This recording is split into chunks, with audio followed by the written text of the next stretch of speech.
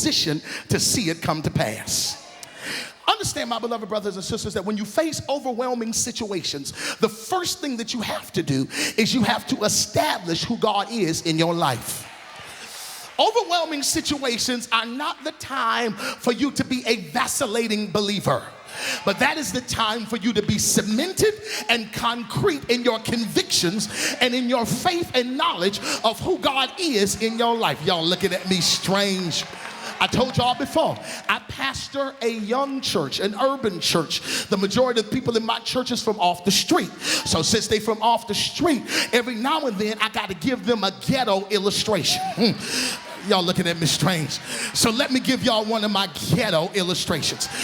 Imagine with me, if you will, I've been pastoring now 4.5 years, almost 5 years, but there's a young lady in my church who just got saved 3 years ago. She just got saved under my ministry 3 years ago. She has 3 children by 3 different men, and all of the boys are named Junior. Y'all ain't catching that.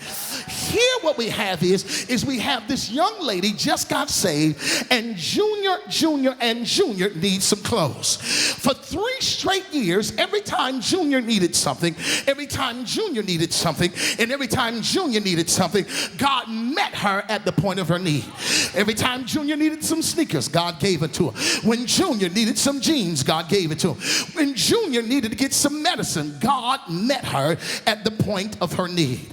Now she is entering into her 4th year of walking with God, and seemingly now he's not moving as fast as he used to move.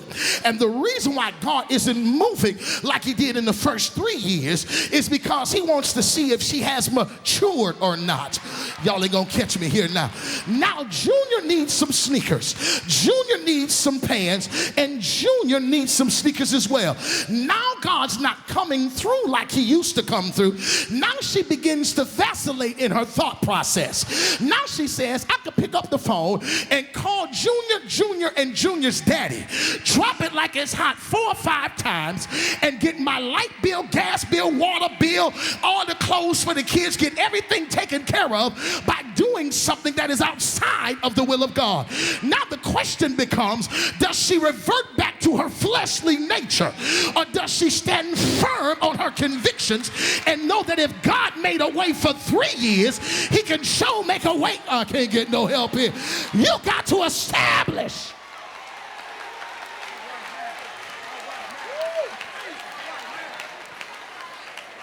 Overwhelming situations are not a time for you to vacillate.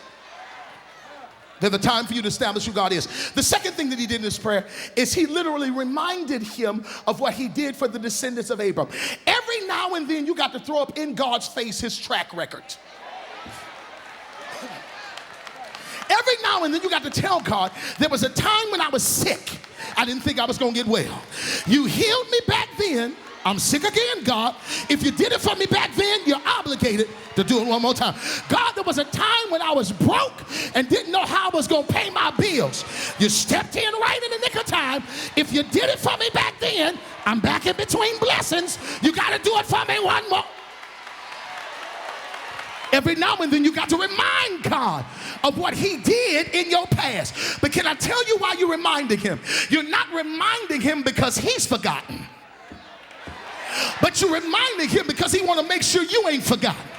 Because sometimes we get convenient amnesia and we act like God ain't did nothing for us. But God says, if I brought you out from the things of your past, I'm able to. Just touch somebody and tell him he's able. The third thing he did is he proclaimed that God will hear and answer their prayer, and then he sets himself in position to see it come to pass. Prove it to me, Dr. Sapp. I want y'all to see this. I want y'all to see it. Because it declares something profound in verse number 13. I love what it says. In verse number 13, actually verse number 12, it says, oh our God, will you not judge them? For we have no power against this great multitude, or we have no power against this overwhelming situation that has come against us, nor do we know what to do. Watch what he says. He says, but our eyes are upon you. And then it says, now all of Judah with their little ones, their wives and their children stood before the Lord.